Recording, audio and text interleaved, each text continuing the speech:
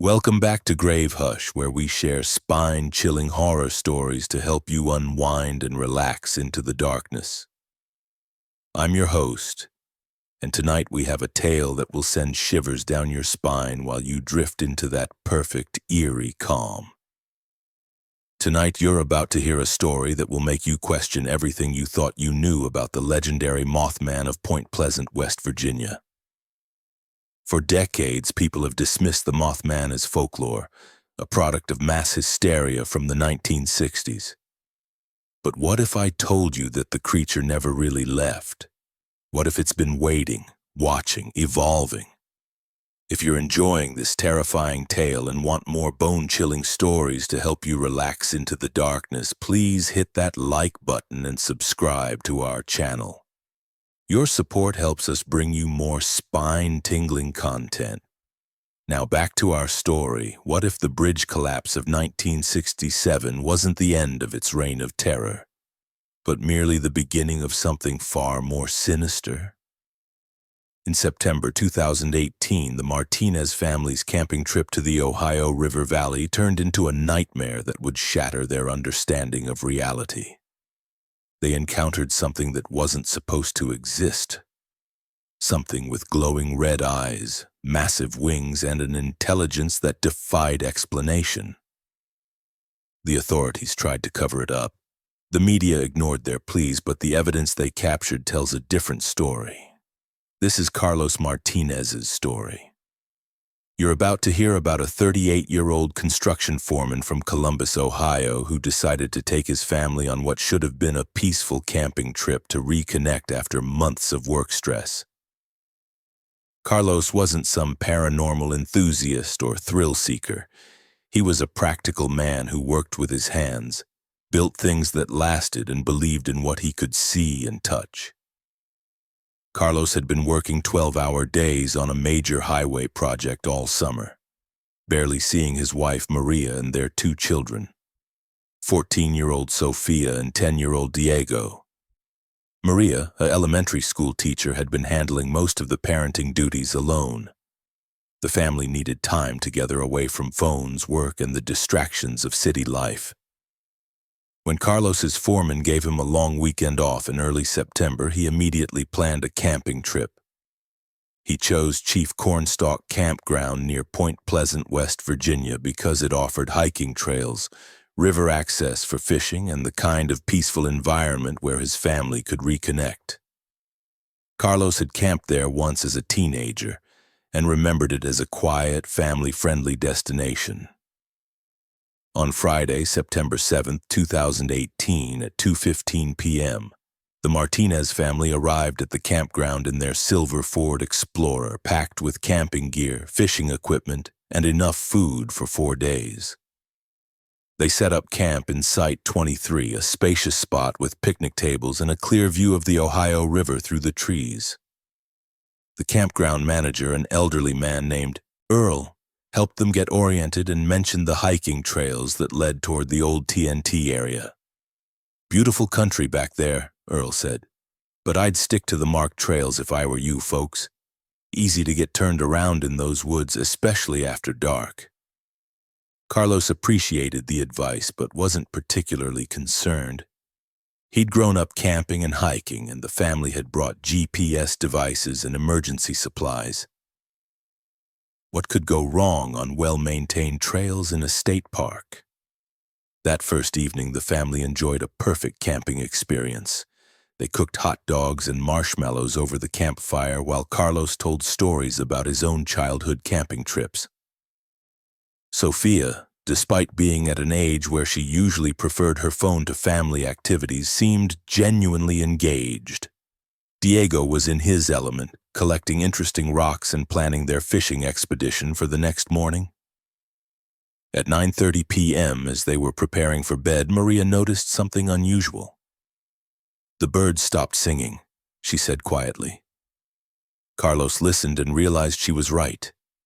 The forest, which had been alive with the sounds of insects and night birds, had gone completely silent. "Probably just a predator nearby," Carlos said, trying to sound casual for the kids' sake.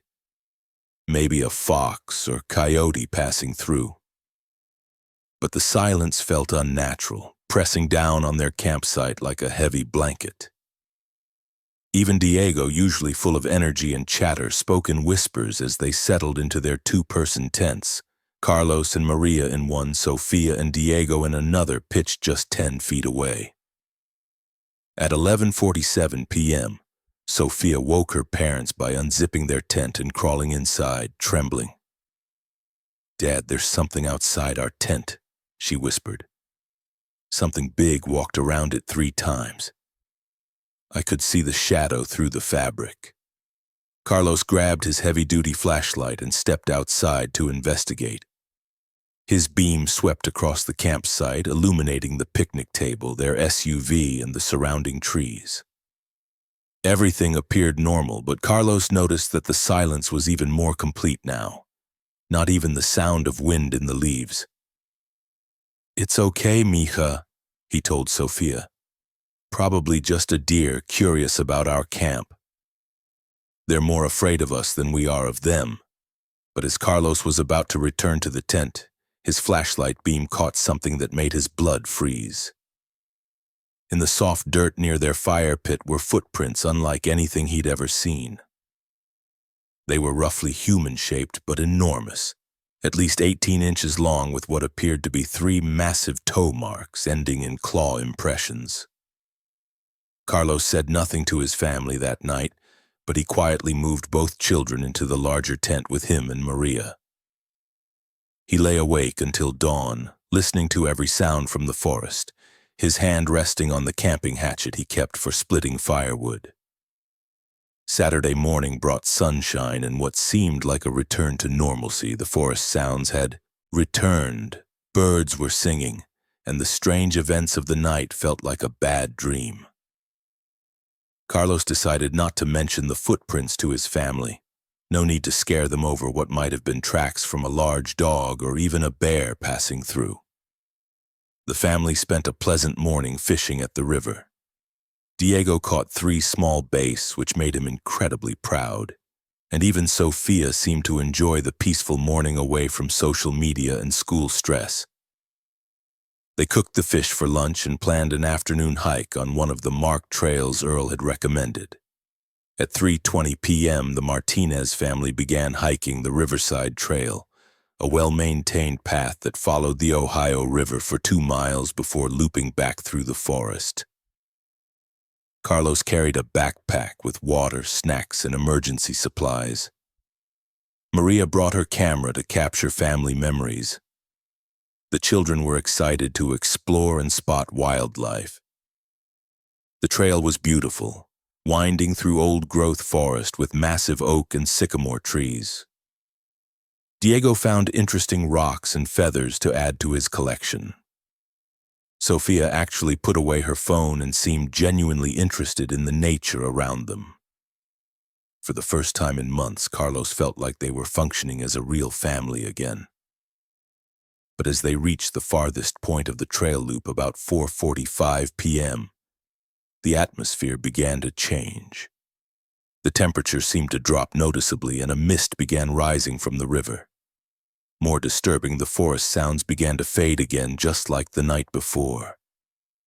"Dad, I don't like this," Diego said quietly, moving closer to Carlos. "Something feels wrong." Maria had her camera raised to photograph a particularly large sycamore tree when she froze. "Carlos," she whispered, "look at the tree line." About 60 yards ahead, something massive and dark was moving between the trees. At first glance, it looked like it might be a bear standing on its hind legs. But the proportions were wrong. The creature was too tall, too broad across the shoulders, and it moved with a fluid grace that no bear possessed. Carlos instinctively stepped in front of his family, his hand moving to the bear spray clipped to his belt. "Everyone stay calm and quiet," he whispered. "Back away slowly toward the trail." But as they began to retreat, the creature turned toward them, and Carlos got his first clear look at something that would haunt his nightmares forever. It stood at least 7 feet tall, covered in dark fur or feathers that seemed to absorb light. Its arms were impossibly long, hanging nearly to the ground, and ended in clawed hands that looked capable of tearing a human apart. But it was the eyes that froze the entire family in place. 2 massive glowing red orbs that burned with their own internal light, staring directly at them with an intelligence that was unmistakably aware and calculating. Maria managed to raise her camera and take one photograph before her hands began shaking, too badly to hold the device steady. The sound of the camera's shutter seemed unnaturally loud in the forest silence, and the creature's head snapped toward the sound with predatory focus. "Run," Carlos said quietly, then louder. "Run!"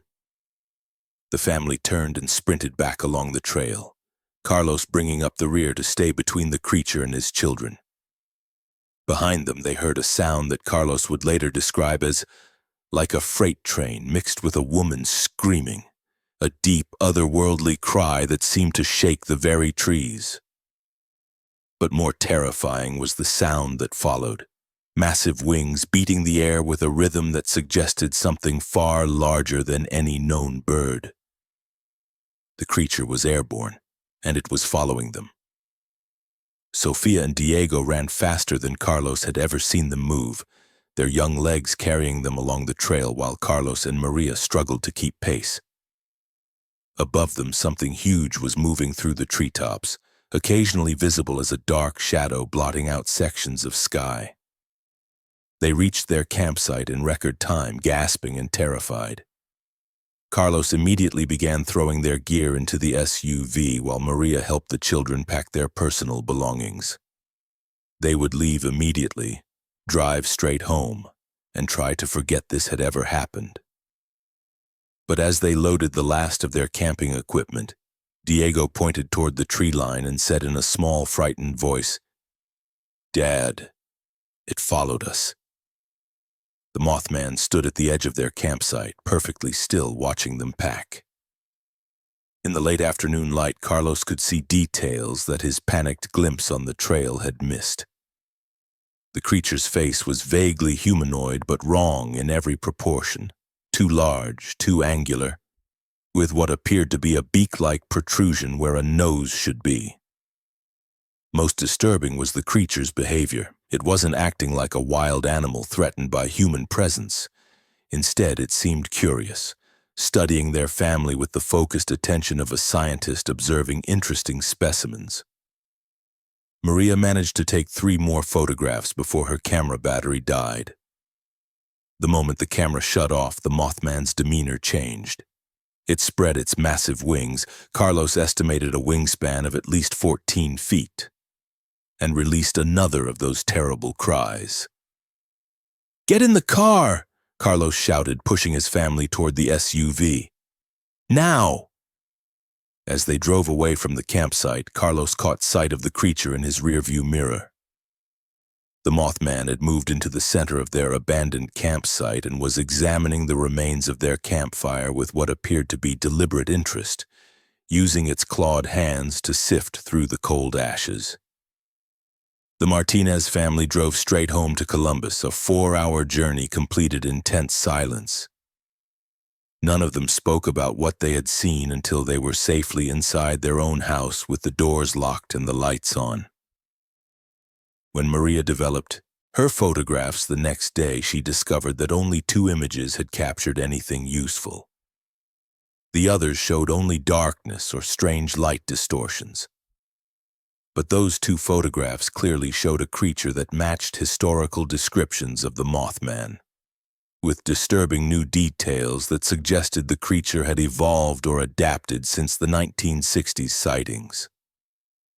Carlos reported their encounter to the West Virginia Department of Natural Resources, the local sheriff's department, and even the FBI. Each agency thanked him for the report, but made it clear they considered the sighting either a case of mistaken identity or an outright hoax. The photographs, they said, could easily have been digitally manipulated. But the Martinez family knew what they had seen was real. The encounter changed all of them profoundly. Sophia developed a severe phobia of large birds and refused to go camping ever again. Diego began experiencing nightmares about red eyes watching him through his bedroom window. Maria found herself constantly checking locks and security systems, unable to shake the feeling that something was still watching their family. Carlos tried to return to normal life, but the experience had shaken his fundamental beliefs about reality. He'd always been a practical man who trusted in things he could build, measure, and understand. The Mothman represented something that existed outside those parameters, something ancient, intelligent, and utterly beyond human comprehension. 6 months after their encounter, the Martinez family began receiving strange phone calls, always between 2 and 3 a.m., always from numbers that couldn't be traced. When they answered, they would hear only the sound of massive wings beating and occasionally what sounded like that same otherworldly cry they had heard in the forest. The calls continued sporadically for 2 years. Carlos eventually changed their phone number 3 times, but somehow the calls always resumed within weeks of each change. The family considered moving to a different state, but Carlos's job and the children's schooling made relocation difficult. On September 7th, 2020, exactly 2 years after their encounter, the Martinez family woke to find their backyard covered in massive footprints identical to the ones Carlos had found at their campsite. The prints led from their back fence to the house, circled the building 3 times, then disappeared at their front driveway with no indication of where the creature had gone. More disturbing, they found a single black feather over 2 feet long wedged in their front door frame. Carlos had the feather analyzed by a local university's biology department. The results showed it didn't match any known bird species, and its cellular structure suggested it came from something that shouldn't exist according to current scientific understanding. The Martinez family finally moved to Phoenix, Arizona in 2021. Hoping that distance from Appalachia would end their connection to the creature. For 18 months, their lives returned to something approaching normalcy. The phone calls stopped. The nightmares faded. They began to believe their ordeal was finally over. But on March 15th, 2023, Sophia, now in college at Arizona State University, called her parents in panic. She had been studying late in the university library when she noticed something outside the 3rd-floor window. A massive, dark shape perched on the building across the street, staring directly at her through the glass. When campus security investigated, they found deep claw marks gouged into the concrete ledge where the creature had been positioned. The Martinez family's story suggests that the Mothman's connection to specific individuals may be far more complex and long-lasting than previously understood. Rather than simply appearing before disasters, the creature may form permanent bonds with those who encounter it, tracking them across vast distances for reasons that remain terrifyingly unclear. Carlos Martinez still carries copies of his family's photographs and maintains detailed records of every strange incident since their 2018 encounter.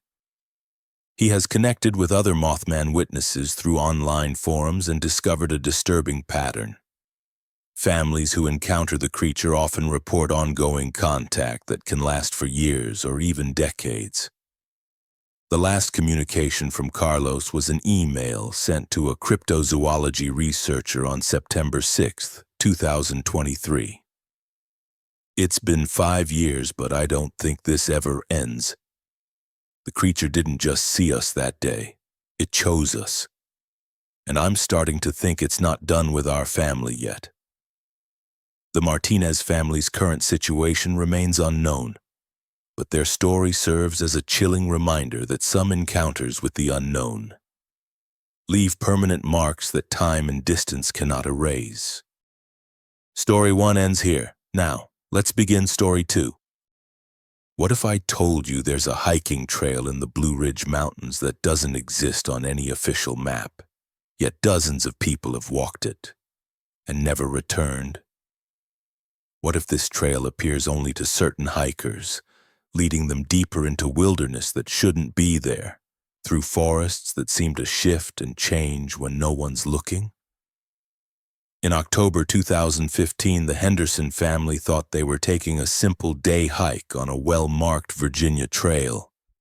But somewhere between the second-mile marker and what should have been the loop back to their car, they stepped onto a path that led them into a nightmare of impossible geography and ancient hunger.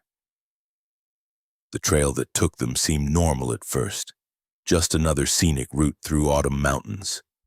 But trails that vanish from GPS devices that lead uphill when they should lead down, that show you the same landmarks over and over again in an endless, maddening loop. Those trails have their own plans for the people foolish enough to follow them. The Henderson family walked for 14 hours on what should have been a 3-hour hike. They climbed mountains that appeared on no topographic map, crossed streams that flowed uphill, and passed the same distinctive rock formation 17 times before they realized they were trapped in something that defied every law of nature. This is Michael Henderson's story of the trail that shouldn't exist, and the things that hunt along its impossible paths. You're about to hear about a 42-year-old civil engineer from Richmond, Virginia, whose faith in maps, measurements, and logical thinking was shattered during one October afternoon in the mountains. Michael wasn't just any hiker. He was a man who spent his career designing roads and surveying land, someone who understood topography and navigation better than most people understand their own neighborhoods. Michael had been planning this family hiking trip for weeks, meticulously researching trails in Shenandoah National Park that would be perfect for his wife Jennifer, a 39-year-old nurse, and their twin 16-year-old sons Ryan and Kevin. The boys were athletic and experienced hikers, members of their high school's outdoor adventure club, and Michael wanted to challenge them with something more ambitious than their usual weekend trail walks. The trail Michael selected was called Cascade Falls Loop, a moderately difficult 4.2-mile circuit that promised beautiful waterfalls, scenic overlooks, and a perfect autumn foliage experience. According to every guidebook and online resource, it was well-maintained, clearly marked, and impossible to get lost on. The loop was designed so hikers would always end up back at the same parking area where they started. On Saturday, October 17, 2015, at exactly 10:30 a.m., the Henderson family parked their blue Honda Pilot in the designated trailhead parking area off Skyline Drive. The weather was perfect, crisp October air, clear skies, and the Appalachian Mountains displaying their full autumn glory in brilliant reds, oranges, and yellows. Michael, ever the engineer, had prepared thoroughly. He carried a GPS device, paper topographic maps, a compass, emergency supplies, and enough water and snacks for the entire family. He'd even downloaded the trail route onto his smartphone using 3 different hiking apps. There was absolutely no way they could get lost on a well-marked loop trail in a national park. Jennifer packed her camera to capture family memories against the beautiful fall backdrop. Ryan and Kevin brought their own day packs with energy bars and the kind of teenage enthusiasm that made every outdoor adventure feel like an expedition. The family was excited, prepared, and ready for what should have been a perfect day in the mountains. The Cascade Falls Loop trailhead was clearly marked with official National Park Service signs, trail maps, and difficulty ratings. Michael took a photo of the trail information board with his phone, noting the estimated hiking time of 3 to 4 hours and the clear warning to stay on marked trails. The path began as a wide, well-maintained dirt trail that wound gently through mixed hardwood forest. For the first hour, everything proceeded exactly as Michael's research had predicted. The trail was clearly marked with white blazes painted on trees every 50 yards. Mile markers appeared precisely where the guidebook said they would. The family made good time, stopping occasionally for Jennifer to photograph interesting rock formations or particularly beautiful tree arrangements. At the 1-mile marker, they encountered their first scenic overlook, a rocky outcrop that provided stunning views across the Shenandoah Valley. Michael checked his GPS device and confirmed they were exactly where they should be according to his downloaded trail data.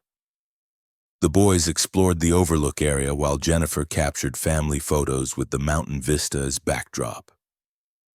Ryan discovered an interesting side trail that seemed to branch off from the main overlook area. It wasn't marked on any of Michael's maps, but it appeared to be an official trail with the same white blazes and maintained appearance as the main loop. The narrow path wound downhill through a grove of particularly large oak trees, disappearing around a bend about 100 yards away. "Dad, can we check out this side trail?" Kevin asked. "It looks like it might connect back to the main loop further down." Michael consulted his maps and GPS device. There was no side trail indicated in this area, but sometimes parks added connector trails that weren't immediately updated in all the guidebooks. The path looked legitimate and well-maintained. As an engineer, Michael trusted infrastructure that appeared professionally constructed. "Let's explore it for just a few minutes," Michael decided.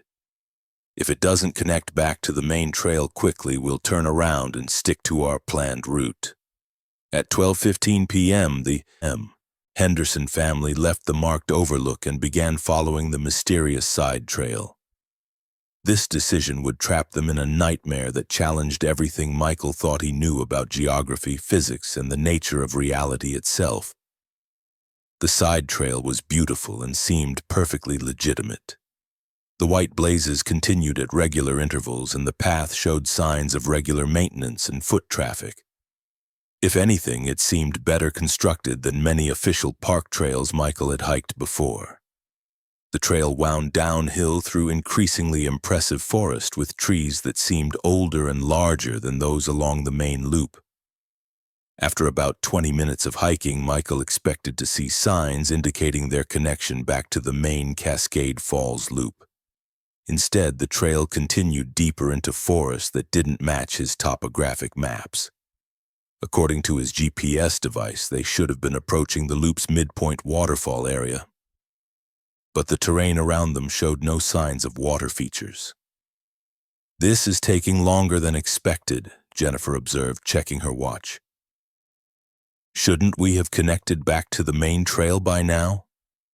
Michael pulled out his GPS device and discovered the first sign that something was seriously wrong. The screen showed their location as a blank area with no trail data, no topographic features, and coordinates that didn't correspond to anywhere in Shenandoah National Park.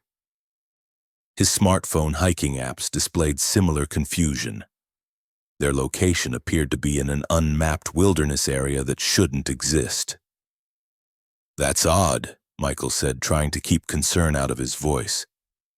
"Must be a GPS glitch. The trees are pretty thick here, probably interfering with the satellite signal." But Michael's compass was also behaving strangely. The needle seemed to drift slowly in circles rather than pointing consistently north. As an engineer who regularly used surveying equipment, Michael knew this indicated either equipment failure or some kind of magnetic interference that shouldn't exist in a normal forest environment. The family continued following the white blazes, assuming the trail would eventually connect back to familiar territory. But after another hour of hiking, they found themselves in terrain that became increasingly impossible to explain. The trail led them uphill when Michael's altimeter indicated they should be descending. They crossed the same distinctive stream 3 times, flowing in different directions each time they encountered it. Most disturbing, they began passing landmarks they'd seen before. A particularly unusual rock formation shaped like a giant's chair appeared on their right side around 2:30 p.m. When they passed the identical rock formation again at 3:15 p.m., this time on their left side, Michael knew they were dealing with something far beyond simple navigation error. "Dad, didn't we see that weird tree before?" Ryan asked, pointing to a massive oak tree with an unusual growth pattern that made it look like two trees fused together. "I'm pretty sure we passed it like an hour ago." Michael checked his GPS device again, but now it showed no signal whatsoever. His compass spun freely without settling on any consistent direction. According to his altimeter, they had climbed over 2,000 feet in elevation during the past 2 hours, which was impossible given the gentle terrain they'd been walking through. The white trailblazes continued leading them forward, but Michael was beginning to suspect they were following something that wasn't an official park trail at all. The blazes appeared freshly painted despite being in what seemed like a rarely visited wilderness area. More disturbing, the blazes seemed to appear just ahead of their location. Michael could swear he'd looked forward and seen unmarked trees, only to find fresh white blazes when they reached those same trees minutes later.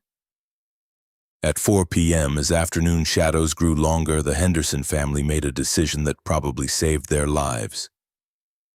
Instead of continuing to follow the mysterious trailblazes, Michael announced they would turn around and retrace their steps back to the overlook, where they'd originally left the main Cascade Falls loop. But turning around revealed the most terrifying aspect of their situation.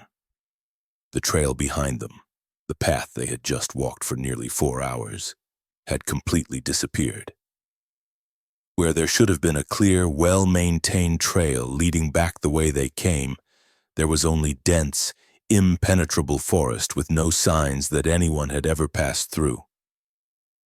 "This is impossible," Michael said, his engineering mind struggling to process what he was seeing.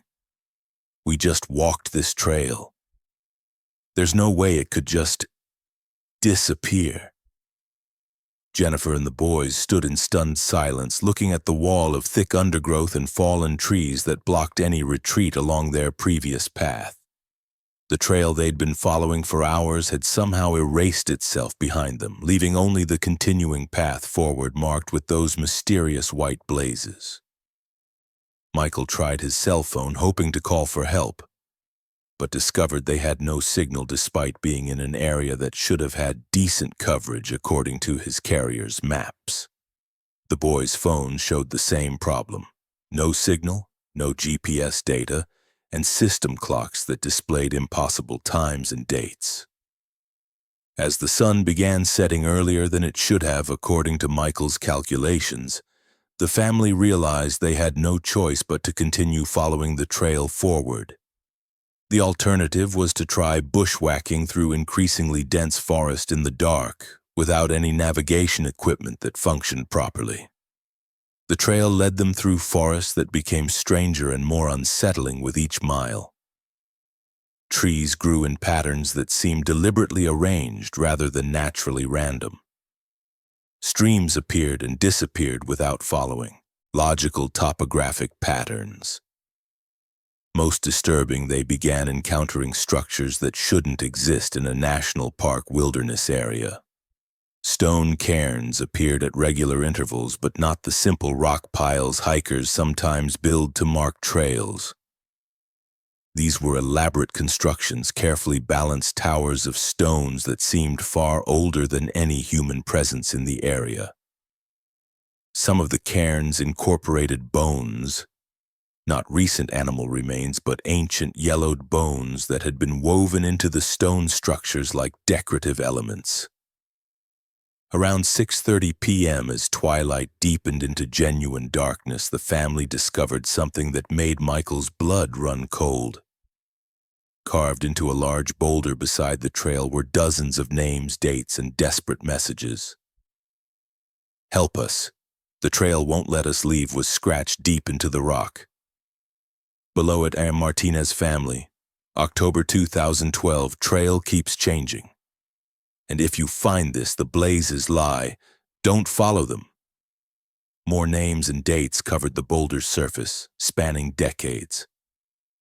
Some of the carved messages were so old they'd been worn nearly smooth by weather, while others appeared recent enough that Michael could see fresh stone chips at their base. The most recent carving, still sharp and clear, read, "Williams Group, September 2015. Going home now. Wish us luck." The Henderson family stared at this boulder of desperation and realized they weren't the first people to become trapped on this impossible trail. Dozens of hikers over the years had found themselves lost on a path that defied geography and rational explanation.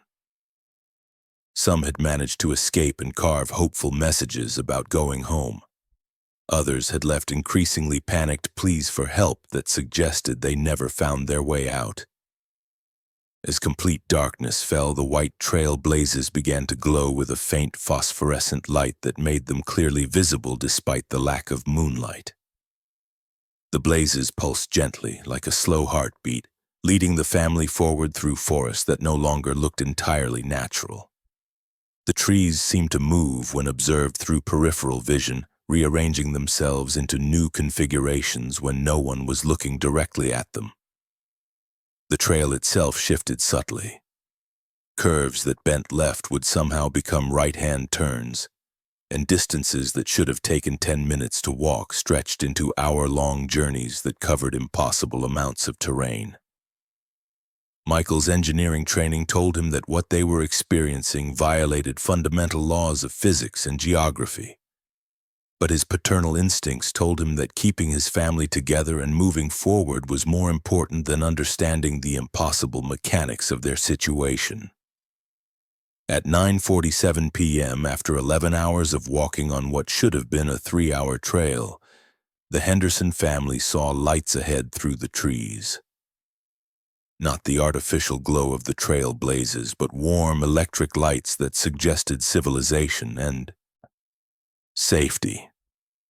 They emerged from the forest into a parking area that looked exactly like the Cascade Falls Loop trailhead where they'd started their hike. Their blue Honda Pilot sat in the same parking space where they'd left it, looking completely normal under the overhead lights. But Michael's GPS device, when it finally regained signal, showed coordinates that placed them over 200 miles from Shenandoah National Park, in a section of Virginia mountains that had no record of a Cascade Falls Loop trail or any similar hiking route. The family drove home in confused silence, each privately wondering if they'd somehow experienced a shared hallucination or psychological break. But the photos on Jennifer's camera told a different story. Images of the stone cairns, the message boulder, and the impossible forest were clearly visible, providing evidence that their experience had been terrifyingly real. 3 weeks later, Michael attempted to research the trail they'd followed using his professional surveying contacts and advanced GIS mapping systems. He found no record of any trail matching their experience in Virginia's state or national parks. More disturbing, several of the names carved on the boulder corresponded to actual missing persons cases. Hikers who had disappeared in Virginia mountains over the past 20 years and were never found. The Henderson family never returned to Shenandoah National Park, but Michael became obsessed with documenting similar cases of hikers who reported following trails that didn't officially exist. Through online forums and missing persons databases, he discovered a pattern of disappearances linked to mysterious unmarked trails that appeared in wilderness areas throughout Appalachia. His research suggested that the Vanishing Trail wasn't unique. It was part of a network of impossible paths that appeared to select certain hikers and lead them into geographic spaces that existed outside normal reality. Some people, like the Henderson family, eventually found their way back to the world they knew. Others simply vanished, becoming additions to the growing list of names carved in stone by desperate travelers who realized too late that they had stepped off the map of the possible into something far older and hungrier than any ordinary wilderness.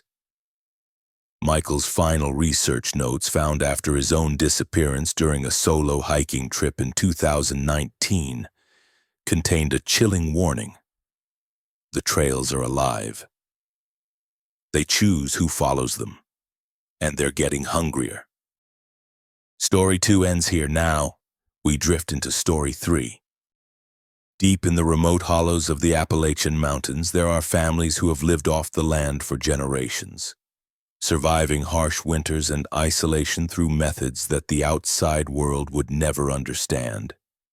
These mountain clans have learned to hunt whatever prey provides the sustenance they need to survive another season. The missing hikers who vanish without a trace in these ancient hills. The campers who disappear from their tents in the middle of the night. The families whose vacation photos are found scattered along abandoned logging roads. They didn't just get lost in the wilderness. In July 2017, the Morrison family rented what appeared to be an idyllic lake house in the remote mountains of eastern Kentucky, advertised as the perfect getaway for families seeking solitude and natural beauty. The listing promised crystal-clear lake waters, abundant wildlife, and the kind of peace you can only find miles away from civilization. But some families have been living in these mountains since before maps were drawn, before roads were built, before the outside world knew these valleys existed. And when resources are scarce and winters are harsh, some families develop appetites that civilized people can't imagine. The Morrison family thought they were renting a vacation home. Instead, they had unknowingly placed themselves on the menu of a clan that had been feeding on outsiders for over a century. A family whose hunting skills had been perfected across generations, whose knowledge of these mountains was absolute, and whose hunger for human flesh had only grown stronger with each passing year. The lake house sat on property that had been in the Crenshaw family for 5 generations. But the Crenshaws weren't just the landlords. They were the hunters, and their guests had always been their prey. This is David Morrison's story of 5 days at a lake house where the real monsters weren't hiding in the water. You're about to hear about a 45-year-old software developer from Atlanta who thought he was giving his family the perfect mountain retreat. David Morrison wasn't an outdoorsman. He was a city person who worked in climate-controlled offices and got his nature experiences from documentaries. But his wife Sarah, a 42-year-old marketing executive, had been pushing for a digital detox vacation where their teenage daughters could experience life without constant internet connectivity. 15-year-old Emma and 13-year-old Chloe Morrison had initially resisted the idea of spending a week at a remote lake house without reliable cell service. But Sarah had found what seemed like the perfect compromise: a beautifully renovated cabin on Whisper Lake in the Daniel Boone National Forest area, complete with modern amenities but surrounded by pristine wilderness. The property listing on the vacation rental website showed stunning photos of a rustic but comfortable 2-story log home with a wraparound porch, private dock, and panoramic lake views. The owner, listed as J. Crenshaw, had excellent reviews from previous renters who praised the property's seclusion, natural beauty, and the host's helpfulness in providing local knowledge about hiking trails and fishing spots. David had booked the rental for July 15th to 22nd, 2017, paying premium rates for what the listing described as authentic Appalachian wilderness experience with all modern conveniences. The location was perfect, remote enough to provide the digital detox Sarah wanted, but with promised Wi-Fi and cell service for emergencies. The drive would take them about 4 hours from Atlanta into increasingly rural Kentucky mountains. On Saturday, July 15, 2017, at 11:30 a.m., the Morrison family loaded their silver Toyota Highlander with enough supplies for a week-long mountain retreat. David had packed conservatively: city clothes, basic camping gear from REI, and enough non-perishable food to supplement whatever local groceries they could find. Sarah brought her camera equipment to document their first real family adventure in nature. The drive into eastern Kentucky took them through increasingly remote countryside. Modern highways gave way to state routes, then county roads, and finally to narrow mountain roads that twisted through dense forest without cell towers or mile markers. David's GPS lost signal around 2:45 p.m., but the printed directions from their host had been detailed and accurate. Whisper Lake appeared suddenly as they crested a ridge, a pristine body of water nestled between forested hills like a hidden jewel. The lake was larger than the photos had suggested, stretching nearly a mile in length with crystal-clear water that reflected the surrounding mountains perfectly. No other buildings were visible around the shoreline, giving the Morrison family the sense that they had discovered their own private paradise. The lake house itself exceeded their expectations. A beautiful 2-story log structure with a metal roof and large windows facing the water. It looked like something from a luxury cabin magazine. The wraparound porch was furnished with comfortable chairs and a porch swing, perfect for evening relaxation. A private dock extended into the lake, with a small motorboat and canoe available for guest use. Jay Crenshaw met them in the gravel driveway as they arrived. He appeared to be in his 60s, tall and lean with weathered hands and the kind of deep tan that comes from spending entire lifetimes outdoors. His manner was friendly but reserved, speaking with the slow, careful accent of mountain people who don't often interact with outsiders. "Y'all made good time from Atlanta," Crenshaw said, helping David unload their luggage. "Road can be tricky if you ain't used to mountain driving. But you're here safe now, and that's what matters." Crenshaw gave them a thorough tour of the property, pointing out the generator backup system, the well water source, and the propane tank that powered the kitchen appliances. He showed David how to operate the boat motor and warned the family about areas of the lake where the water was deeper than it appeared. "Only thing I ask," Crenshaw said as he prepared to leave, "is that y'all stick to the lake in the immediate property area. These mountains got old mine shafts and hunting camps that ain't safe for folks who don't know where they're stepping. My family's been working these hills for generations, and there's places that are better left alone." Sarah thanked him for the advice and asked about hiking trails and local attractions. Crenshaw mentioned a few scenic spots within a mile of the lake house, but discouraged them from venturing further into the mountains without a local guide.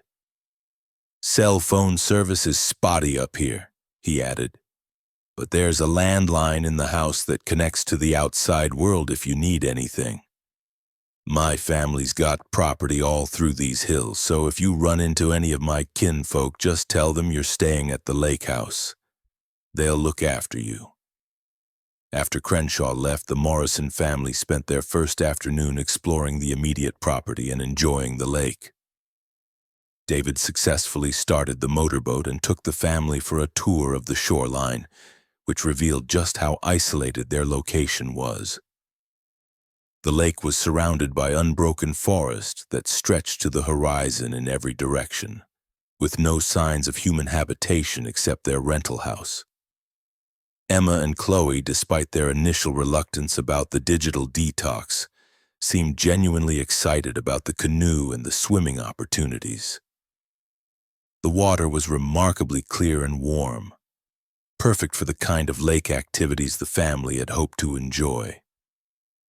Sarah captured dozens of photos of their first day, documenting what felt like a perfect family bonding experience. That first evening, as the family prepared dinner on the house's gas grill, they noticed smoke rising from several locations in the distant mountains. David assumed these were campfires from other vacationers or local residents, but the smoke column seemed unusually large and numerous for such a sparsely populated area. "Must be a lot of folks camping up here this weekend," Sarah observed, adjusting her camera settings to photograph the sunset over the lake.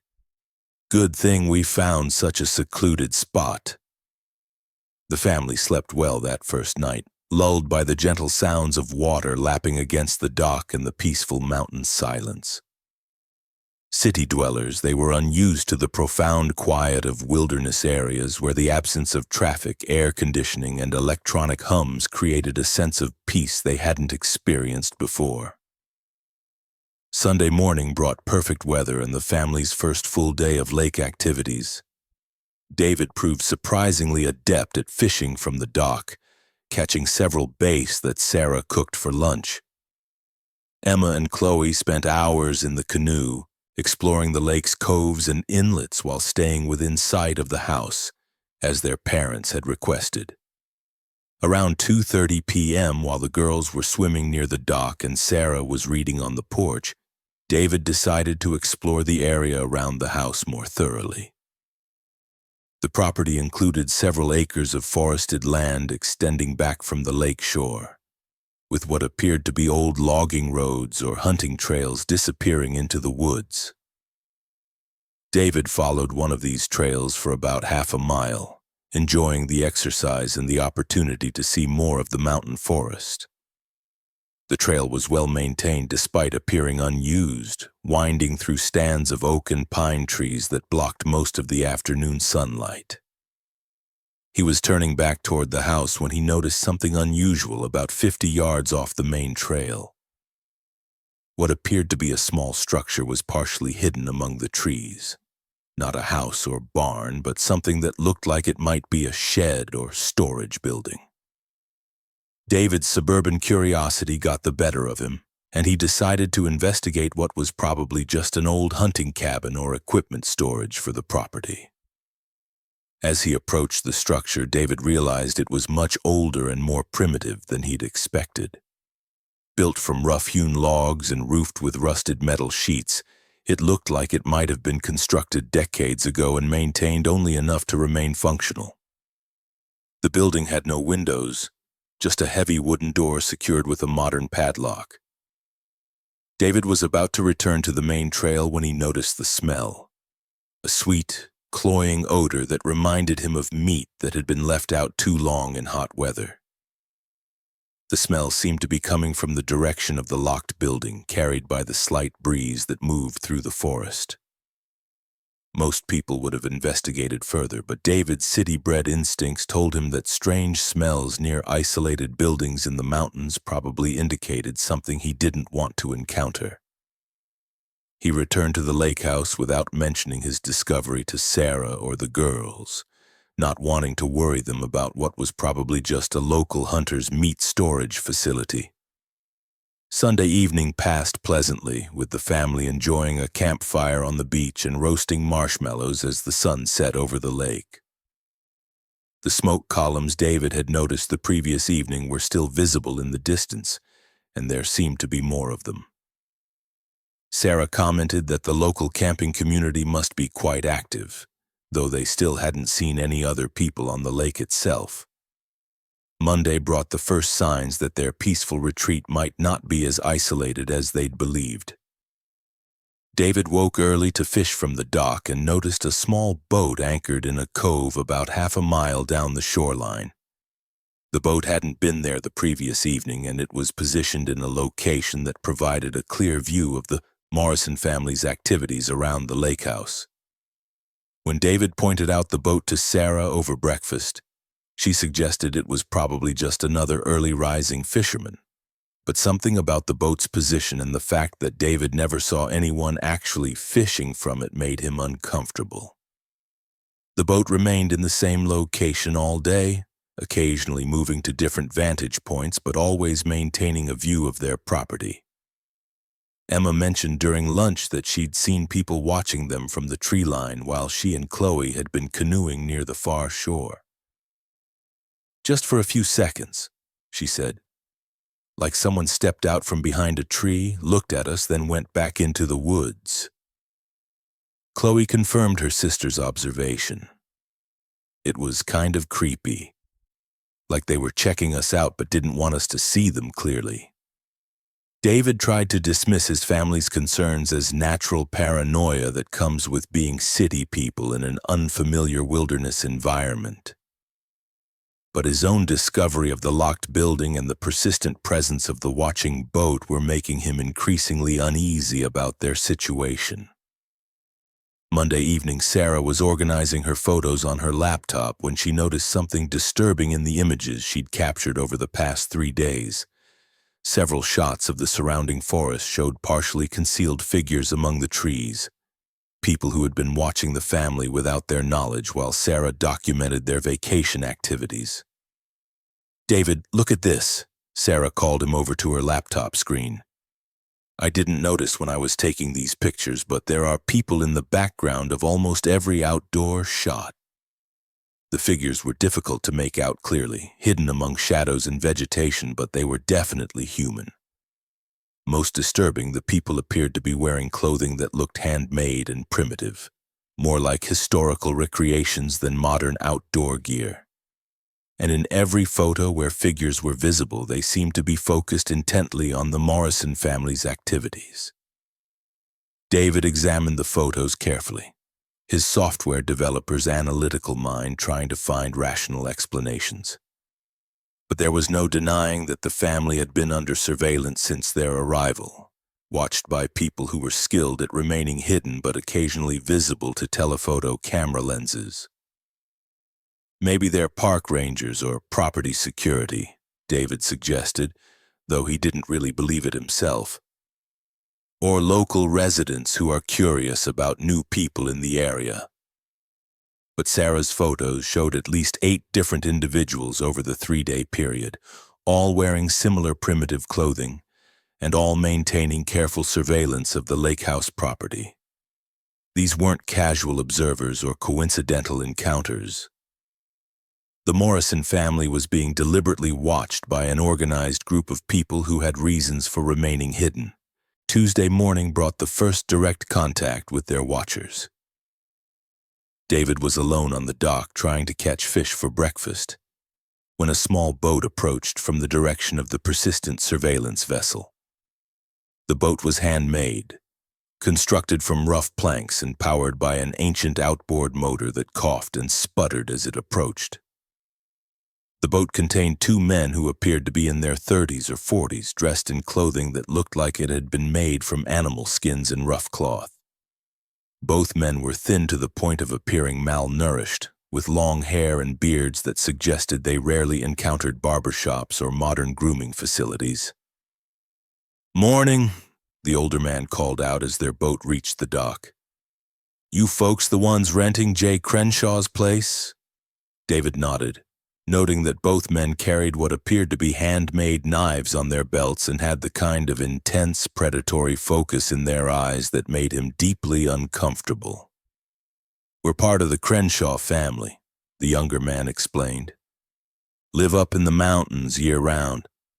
Jay told us to check on you folks, make sure you got everything you need." The conversation that followed was superficially friendly but felt like an interrogation disguised as hospitality. The men asked detailed questions about the Morrison family's plans, how long they intended to stay, whether they'd contacted anyone about their location, and whether they'd explored beyond the immediate lake house property. David answered their questions as vaguely as possible while maintaining politeness, but he got the distinct impression that his responses were being evaluated for information that had nothing to do with hospitality or security. "Y'all picked a real good time to visit," the older man said as they prepared to leave. "Hunting season don't start for a few months yet, so you won't be bothered by folks with guns tramping through the woods." After the men left, David immediately went inside and told Sarah about the encounter. Something about the way they'd looked at him, the intensity of their questions, and their comments about hunting season had activated every urban survival instinct he possessed. "I think we should consider leaving early," David said. "Something about this place feels wrong, and those men didn't seem like they were just being neighborly." But Sarah had invested significant money in the week-long rental and was reluctant to abandon their vacation based on David's paranoid feelings. The girls were finally enjoying a break from technology and social media pressures. The lake house itself was everything they'd hoped for, and the rental agreement didn't provide for early departure refunds. "Let's give it one more day," Sarah suggested. If anything actually threatening happens, we'll pack up and leave immediately. But so far, everything has been perfectly safe. David agreed to stay through Wednesday, but he spent Tuesday evening checking the house's locks, identifying potential escape routes, and making sure their SUV was always ready for immediate departure. His software developer mind was processing the pattern of surveillance, the primitive appearance of the local residents, and the isolated location as data points that suggested a threat level his family wasn't prepared to handle. Tuesday night, David barely slept. Around 2:30 a.m., he heard sounds from outside the house that made his blood run cold. Voices discussing the Morrison family and whispers that carried across the lake's still water. The voices were coming from multiple directions, suggesting that the house was surrounded by people who were coordinating their surveillance and planning something that required group effort. David couldn't make out specific words, but the tone and cadence of the conversation suggested people who were planning a hunt. And based on the past 3 days of observation, David was beginning to understand that his family might be the intended prey. Wednesday morning, David announced that they were leaving immediately. He cited a work emergency that required his immediate return to Atlanta, a lie that Sarah didn't believe but didn't challenge. David's behavior over the past 24 hours had made it clear that something was genuinely frightening him, and Sarah trusted her husband's instincts even when she didn't fully understand them. The family packed quickly and efficiently, loading their SUV while David maintained constant vigilance for any signs of the watching figures he knew were positioned throughout the surrounding forest. As they prepared to leave, David noticed that several boats had appeared on the lake, all positioned to observe their departure and potentially follow their route. Jay Crenshaw appeared in their driveway as they finished loading the SUV, seeming surprised by their early departure. His manner was still friendly, but David detected something predatory in his expression that hadn't been present during their arrival. "Y'all leaving us early?" Crenshaw asked. "Hope everything's been satisfactory with the property." David explained about the work emergency while Sarah secured the girls in the SUV. Emma and Chloe seemed disappointed about cutting their vacation short, but they'd also sensed the growing tension in their parents' behavior over the past day. "Well, that's a real shame," Crenshaw said.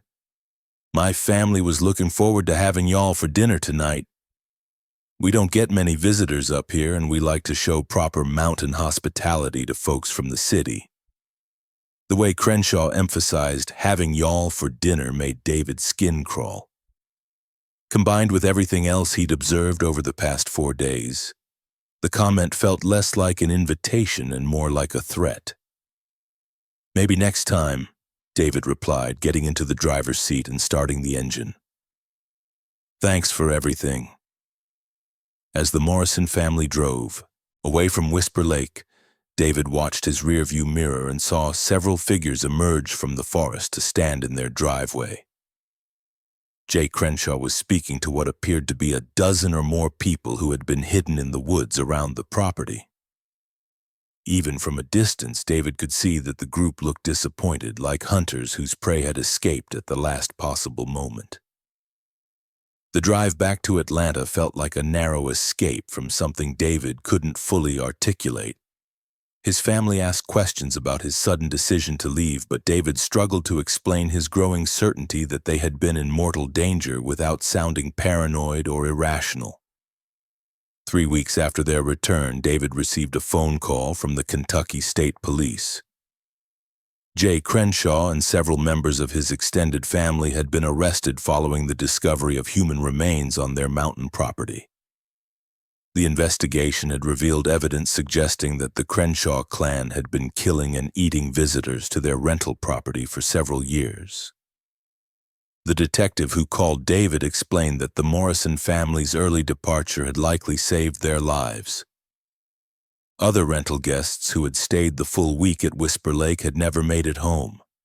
Their vehicles were found abandoned on remote mountain roads, and their remains were discovered in various locations throughout the Crenshaw family's extensive property holdings. "You got lucky," the detective told David. "Whatever made you decide to leave early probably kept your family from becoming their next victims." These people had this operation down to a science: isolated location, no witnesses, and enough wilderness to dispose of evidence permanently. David never told his family the complete details of what the investigation had revealed about their mountain vacation. But he made sure that Emma and Chloe understood that their father's paranoid behavior had been based on real danger, and that sometimes city people's instincts about rural situations could be more accurate than local reassurances about safety.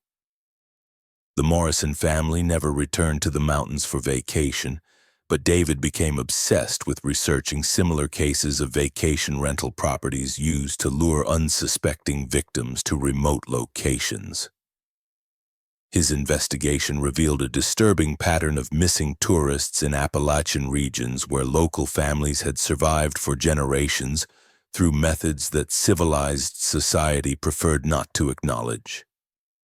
The lake house at Whisper Lake was demolished by court order, but David sometimes wondered how many other perfect mountain retreats were actually hunting grounds for families whose appetite for human flesh had been refined across generations of isolation and desperation. The Crenshaw family's mountain hospitality had been legendary among locals for over a century. But as the investigation revealed, their guests had always been the main course, and their hunting skills had been perfected on prey that walked willingly into their territory, drawn by the promise of peace, solitude, and natural beauty in the hidden corners of America's forgotten mountains.